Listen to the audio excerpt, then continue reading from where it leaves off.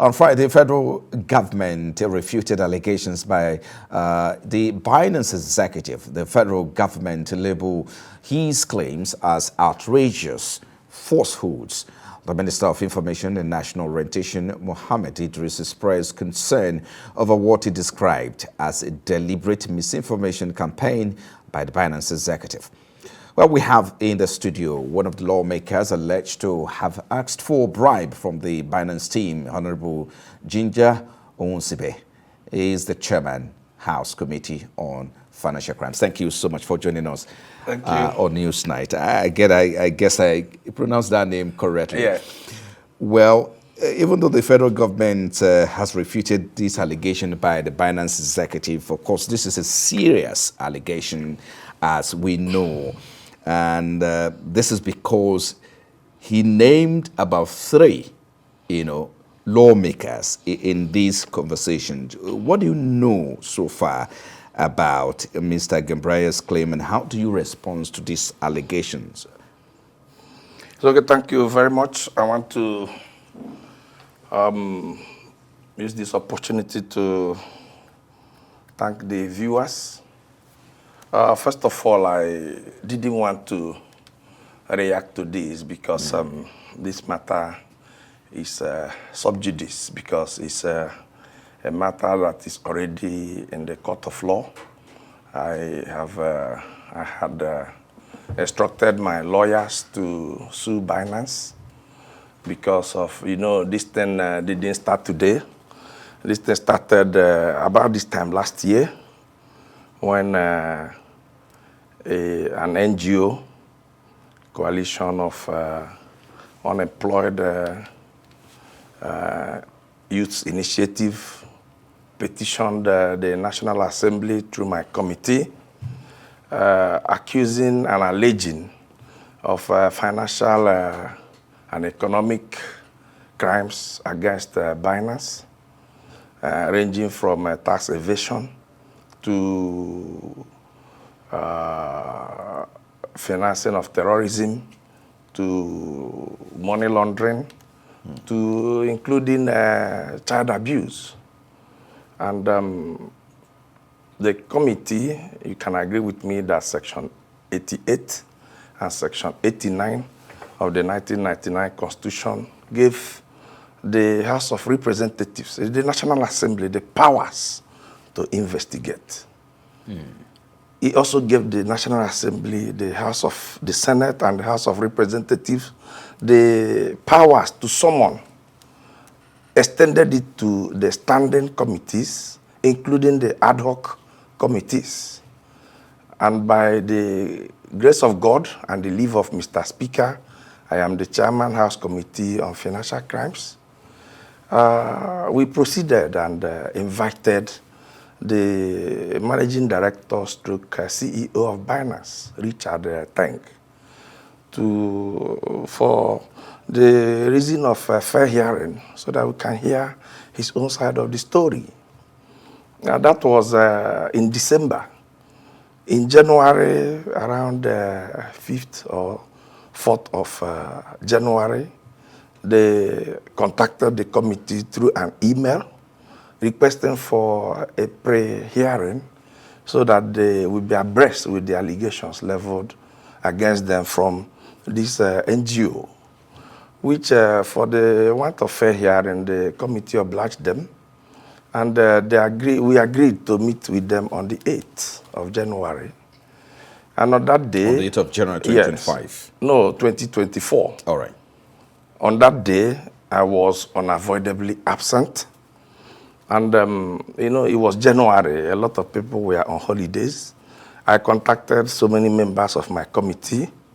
And luckily, Honorable Peter Panke, Honorable Peter Niekwe, we are in Abuja.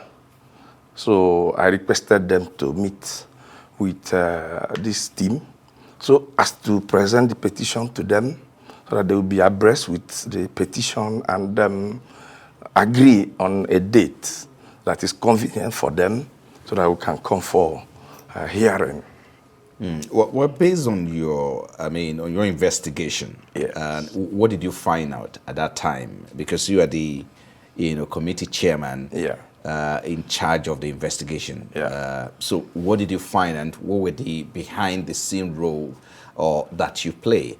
Perhaps. Yes, as at the time we got the petition, we had written to Security and Exchange Commission, we have written to CBN, we have written to FIRS, because you are talking about tax evasion here, you are talking about terrorism, financing, you are talking about other things. We're expecting them to bring their input. We have not even started this investigation. So the hearing was supposed to be on the 10th of January, and it was agreed. On that 10th, we came, the entire members of the committee came, they sent a legal representative. And by the tradition of the House, and there's no way the House would have accepted evidence from a lawyer.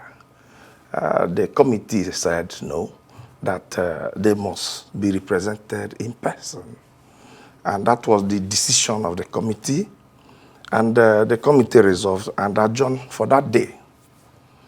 I can tell you that I never met any of the Binance team. They never saw me. I never met them, because that first meeting they came to the National Assembly on the 8th of January, I was not there.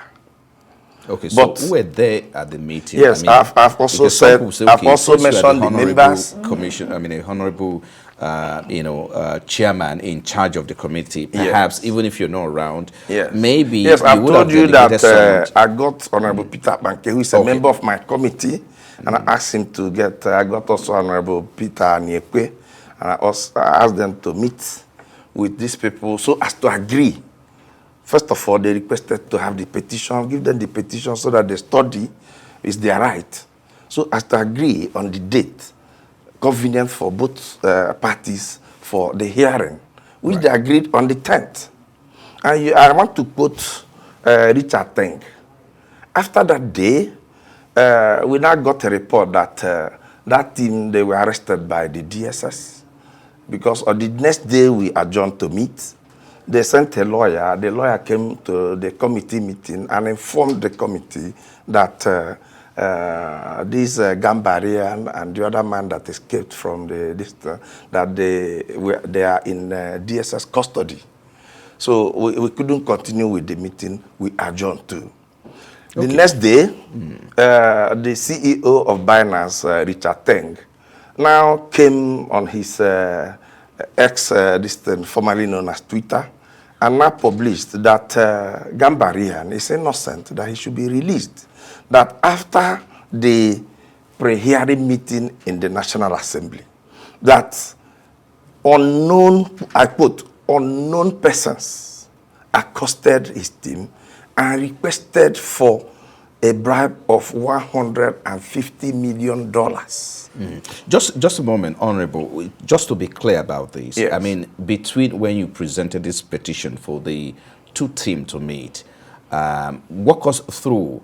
This happened before they were arrested, I mean, and of course they were detained, because both of them, the Gambarian and of course one other Binance executive, were also detained. Yes. So walk us through that process. This happened before the arrest of Binance executives, or it was in the process when they were detained that this was happening?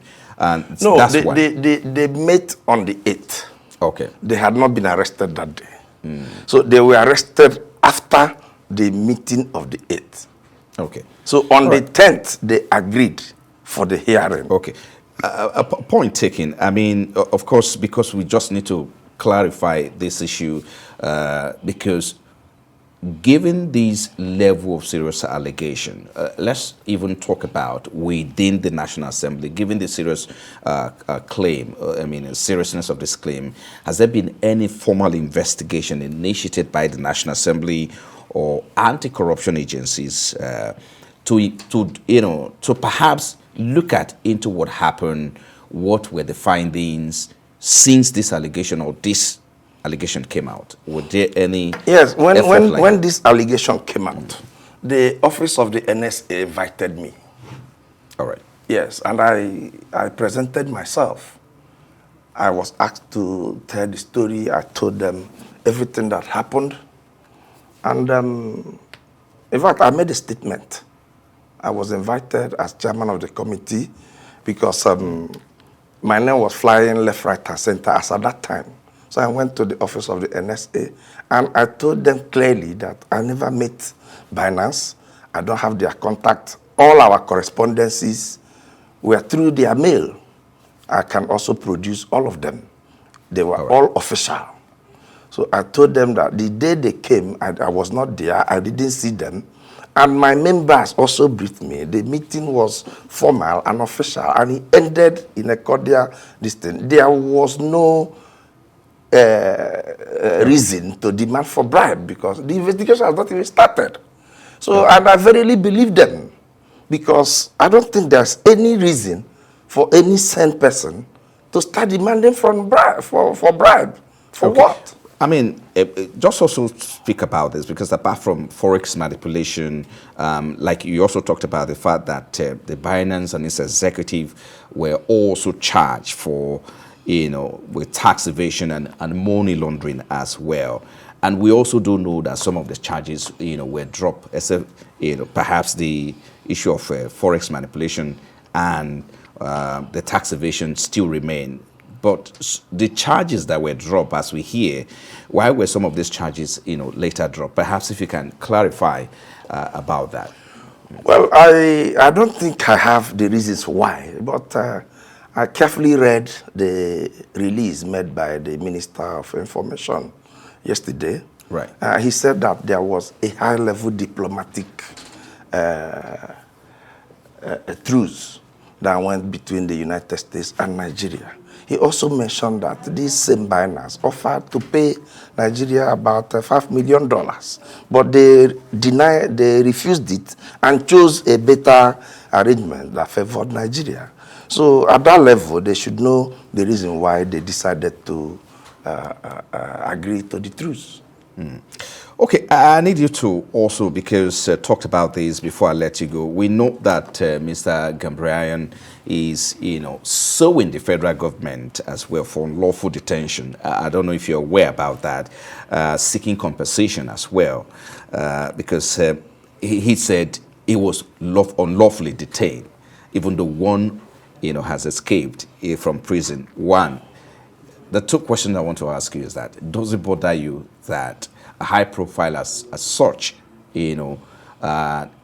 as this case, appears, that an official will escape from the custody? That's one. Then two, how much of weight do you think this allegation carry, and how do you intend, at the National Assembly to clear your name from this allegation going forward? Well, let me just start from the last question you asked. I don't think the allegation carries any weight because a clear conscience fears no accusation. First of all, I'm already in court with them. I instructed my lawyer in June last year to write them to retract what they have published about me and also apologize to me and publish in national dailies. And my lawyer wrote them, and they gave some flimsy excuses. I now directed my lawyer to sue them. The matter is already in court in Federal Capital Territory High Court. In fact, the matter is coming up on Wednesday.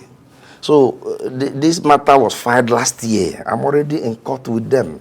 So that is my own way of proving myself. And I can assure you that I will pursue this case to a conclusive end. All right. Yes. So on the issue of somebody, one of them escaping from the custody of the DSS, that is what the Nigerian government needs to investigate to know how and why somebody at that level should escape from the custody of such a high security apparatus. Well, thank you so much, Honorable Onwusibe, the Chairman, House Committee on Financial Crimes. Thank you so much for thank you very much. Coming on Newsnight and for explaining to us the role that the National Assembly played in this case. Thank you so much. Yes, let me say one thing before we go. All right. You see, if you can make it brief. Yes, I'll make it very brief. I want to state categorically clear that at no point did I demand for bribe from this team. If they have any proof, let them bring it. If I see any proof today, I will resign from this position.